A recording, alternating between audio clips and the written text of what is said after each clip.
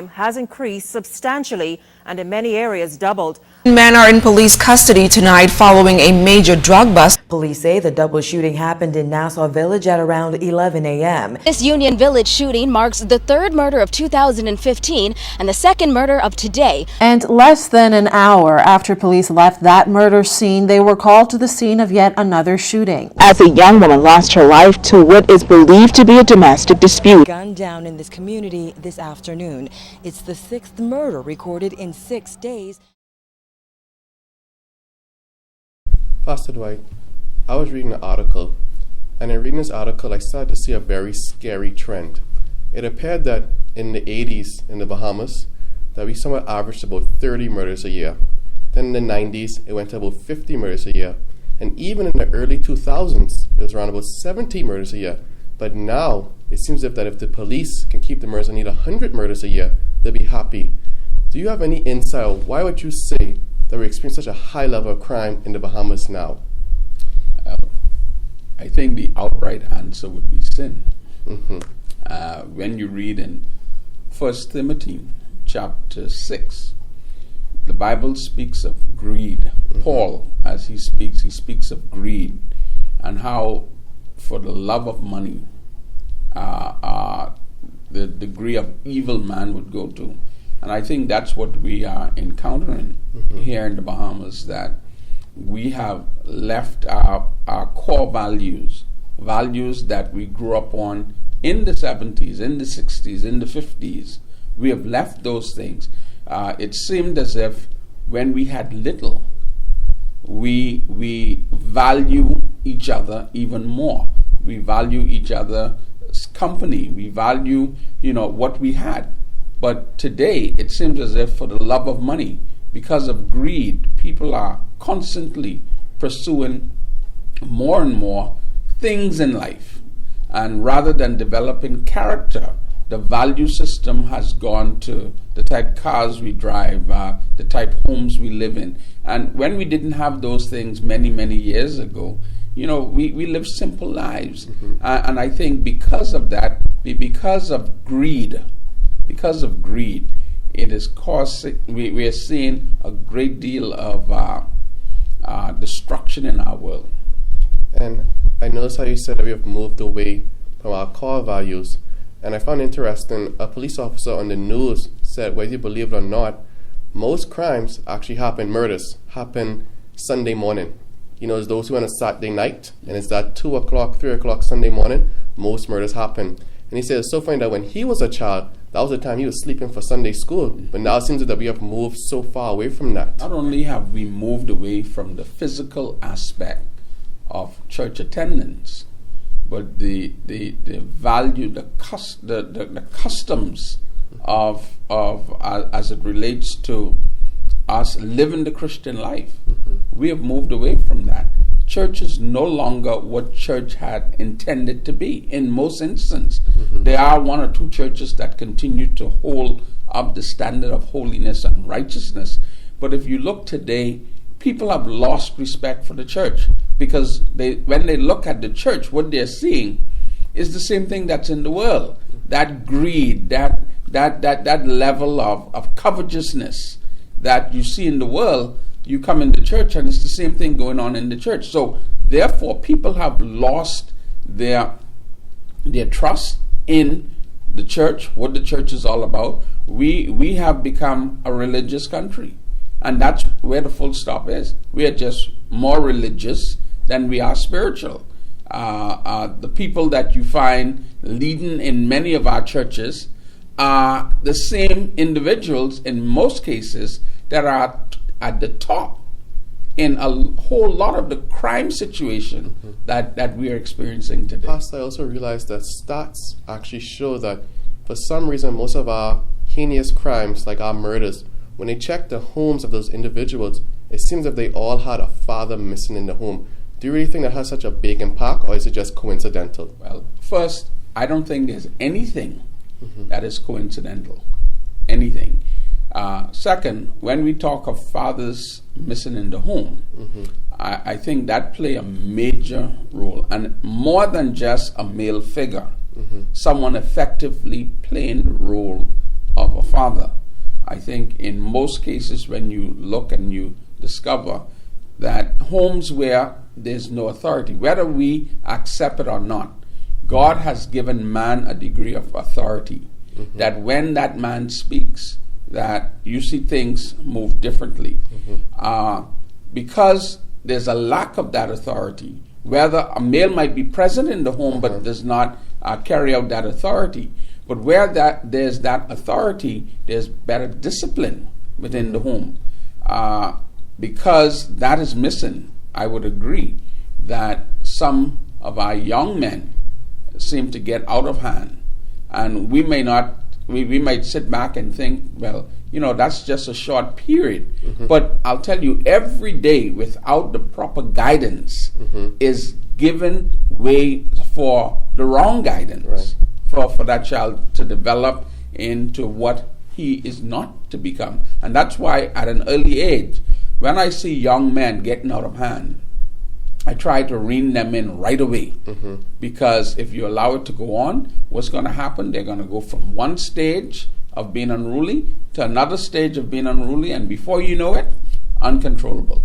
And I completely agree with what you're saying, because now that I think about it, it just escalates. It seems if that it starts with a young boy or girl disrespecting their mother in the house. Then it goes from the house to the teacher in the school, and eventually they graduate, so it goes to just having no respect for authority, which is the police out there, and I just see the escalation. So I guess this might be how you said it was sin, but this starts, it seems small, insignificant, but as simple as a father being missing in the home, it has such a great effect on the community. And what you have to take note of also, a young man would think twice, in most cases, to challenge his father. But he feels he can talk to his mother because he figure that, I'm stronger than she is. Even though he may not be, mind you, but it's a mental thing. I can take her. Right. But he might think twice to take his father. In the same way you go to school, we find there are ladies in school. Most of them are ladies. Right. Oh, I can take her. That's the mindset. But if he's dealing with a man, he's going to think twice to try and take that young man. Whether he could take him or not, he's going to think twice, because he figure he has the strength that he would be able to defend himself. So we must, and not just our children, but even in the church, we must become responsible for all the children, and as men, be that authority in their lives, that when we speak, that they would know they have to respect authority. One of the things I did growing up, when my daughter was younger, I always tried to tell her, you cannot get around your mother. Right. If you go to your mother with something, and she says no, and then you come to me, you're going to get a spanking for that. Because I don't want you to ever think that you could just bypass your mother's authority and just come to me. Now if you feel your mom is going to say no, come to me first. Right. But I think sometimes we don't take note of that, and sometimes right in the home, we don't know the damages that we are putting in place in our children when we allow them to disrespect authority. Even in the church, sometimes we have some of the kids. We don't encourage them to disrespect authority. I saw a kid some time ago lying there in service, and I mentioned about the child getting up. The child said, I want to sleep. And the parent allowed it to happen. So what message is being relayed to that child? You don't have to respect that authority.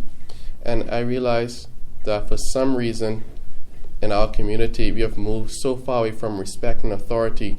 And I realize that it's become so vivid to me because, sometimes you hear, oh, there was a murder here, there was a murder there, and you become kind of desensitized to it. Oh, okay, that's just Nassau. But then, in these recent times, I've heard people say, oh, no, I was right, Freeport. Oh, actually, I was down the road from you. And now that it's coming closer to home, I realize that, wow, we're really inside a dangerous state. And my question to you is, how we seem to be losing this respect for authority, do you think that maybe capital punishment would have some positive effect on it? Personally, by the time we reached that place for capital punishment, I think we would have gone so far to the left that to me it's late. I don't think we should allow ourselves to even come to that point. We must be asking ourselves, what has caused this? And the question I would have, not saying I'm answering your question with a question, but the question I would have, how does that fix the problem? How does capital punishment fix the problem? We're actually taking somebody's life. Right. But when you read in Leviticus and Deuteronomy and Exodus, when Moses wrote the law and he said, if someone killed, they must be killed. We notice in the Bible that even though Moses had that in place, Right. it was not a deterrent for murder. Right. People continued to murder. It didn't stop. My thing is, I would hope that we can find a way, that we can find out why individuals will go the route of murder, Right. and try and fix that. Fix it before we reach that place where we have to consider capital punishment, so that we can help that person. Because think about it. If every wrong we did, the Lord did that to us. The Bible says to us in the Psalms that God is compassionate. Right. Jesus said in the Sermon on the Mount, Right. in Matthew chapter, I think it's chapter 5, he said, Moses said, an eye for an eye and a tooth for a tooth. But he tells us to love and to forgive. Now you could forgive and still bring about punishment. Right. But at the same time, is death punishment? Is that only punishment, or does it have a greater effect on that individual? Right. So I don't know. I like I said, I'm on the fence. Right. I would love to be able to do something that will reach that individual and change his mindset. I realize that one of the things I've done for myself through the years is I have tried to manage anger. Right. In that I don't allow myself to get angry easily. If I notice that I'm reaching a place where I'm getting angry, I just pull back. Right. Because you and I can sit here today and we can get into an argument. We don't hate each other. We're Right. just in an argument. What I've realized with an argument is you try to raise your voice higher than mine, and I can't allow you to be over me. Right. So what happened is I raise my voice, you raise your voice, and when it seems as if, well, you know what, I can't get higher than your voice, the next thing is going to happen. I'm going to take something and hit you with it. Right. I'm going to take something, I'm just going to hurt you. I'm not going to kill you. I'm Right. going to try to hurt you. But you don't know my intent. Right. So you protect yourself. And therefore you try to protect yourself. In protecting yourself, you now take something and hit me. Right. That might be the blow that ends my life. Correct. That's murder. Or some may call it self-defense, manslaughter. But the thing is, we must find a way to reach people before they reach that point. Right. And that's you in some jurisdictions, that's what police officers do. Right. Before things escalate, what they try to do is calm things down. Right. So it doesn't get to that point. One of the problems, like I said earlier, we have is this greed. Yeah. And you steal my drugs, I come in after you, I can kill you. Yes. And we no longer value human life. We have become a nation now where it's like the dog. You knock it. I hit a dog. I think this was back in the late 80s. Right. I knocked a dog on Wolf Road in Nassau. I almost cried. Today, people knock human and it doesn't mean anything. You take note. Today, what they're doing as far as murder is concerned, people aren't getting shot in their arm and in their leg and their chest anymore. They go for the head. They go for the head. I'm trying to kill you. Yes. You know, so something has happened in the psyche of our nation, the people in our nation, those that are committing the crime. Something has been twisted. One of the things I think is the problem also, Bahamians are peace-loving people, generally. Mm-hmm. But what we have is an invasion of other cultures coming into our land. And they are persuading a whole lot of things that goes on here in this country. And it's making us look bad. And guess what? It's a matter of time before tourists start saying, we're not even coming on the cruise ship anymore. Yes. We're not coming here at all. And when that happens, you know, we used to say growing up, dog eat your lunch. Yes. Dog will eat a whole lot of people lunch, because I'm almost certain 80% of the employment here in the Bahamas are either directly or indirectly related to tourism. Yes. In hearing you speak, I'm starting to hear an underlying theme, and you can correct me if I'm wrong, but you mentioned getting inside the mind of the individual. And all my life growing up, I know my mother would always say that you bend the tree while it's young. So sometimes maybe trying to fix a problem that when the person is an adult, we put them inside prisons, but their mind has already been formed, so it's not going to fix the problem per se. And one time I was watching the news, and they said that to fix crime, we're going to build more prisons. But how does that fix the crime problem? So now what I'm hearing from you, even though you didn't directly say it, but I think it goes back to the home training, that from when the child is growing up, just simple like conflict resolution with just siblings.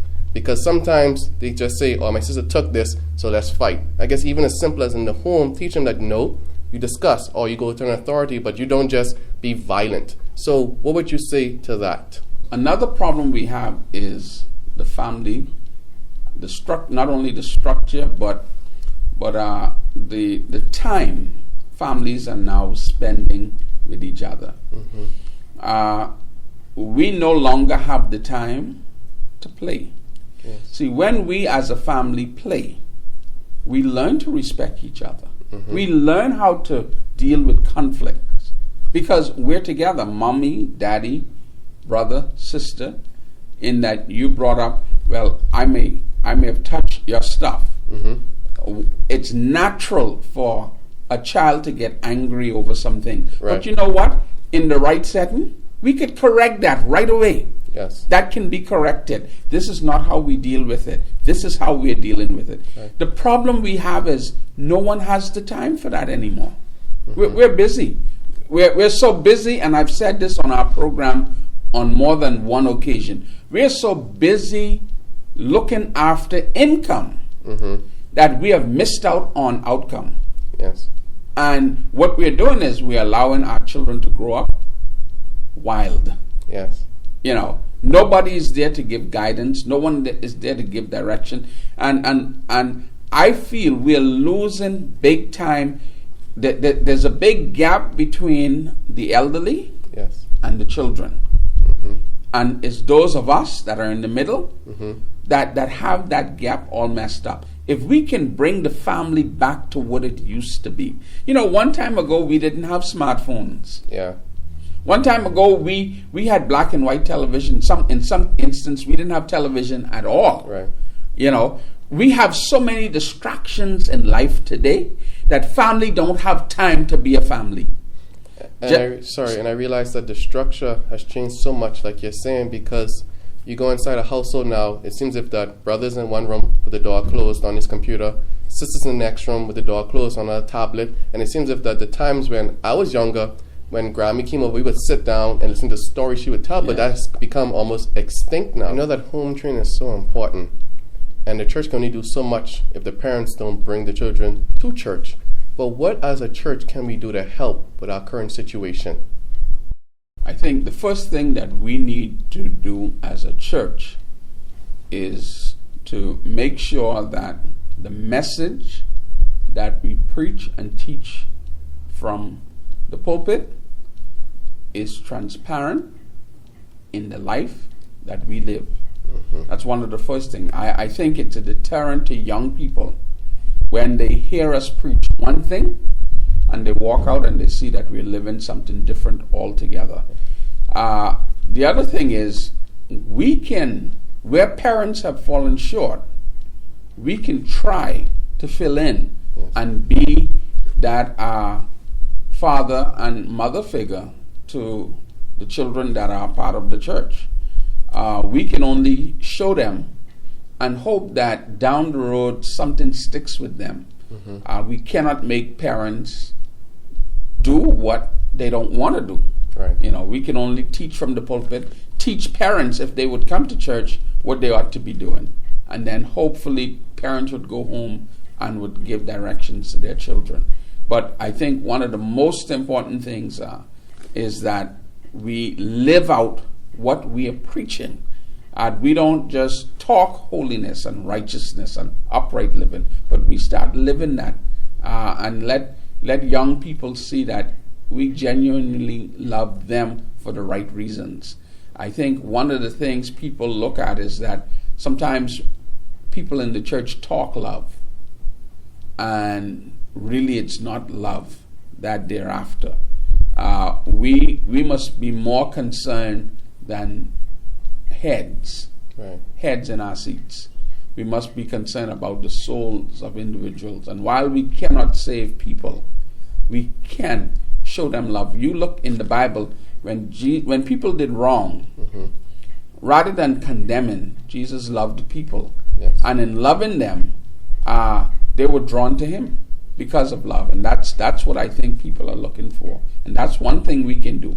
We can give the guidance, give the teaching from the Bible, and let people know how we deal with things based on what the Bible says. And that's the most we can do at this time. Pastor, for me, I've already taken so many nuggets of what we should be doing as it relates to crime, but just for our viewers, could you just summarize a bit of some things you should be mindful of? Well, let me first say that if we're going to deter crime, it begins by us training first ourselves, how we deal with anger and how we deal with when things are not going the way we think it should be going. And then from there, we also teach those that are around us. We ought to be careful as to who our children are around also. And it's important that children are trained. More important than anything else with children, that time spent. We must spend time training children, spend time playing with them, spend time helping to develop their self-esteem. There are some fights that take place within the school because some kids have low self-esteem. So people tease them, and because they're being teased, what happens is it goes from the tease into a fight, or it goes into other things. So I think we ought to go back to the core values. If we as individuals can go back to the values in which we were raised on and train our children in the same way, I think it's going to help our society, our community. And I always say we may not be able to reach everybody, but those that are in our reach, let's reach them. Yes. Let's train them. Let's touch their lives. And by touching them, they can touch others. I think that's what we can do as a church. Thank you for sharing as always. And I just want to say a special thank you to our viewers for watching another episode of Violet Shoes. Until next time, see you.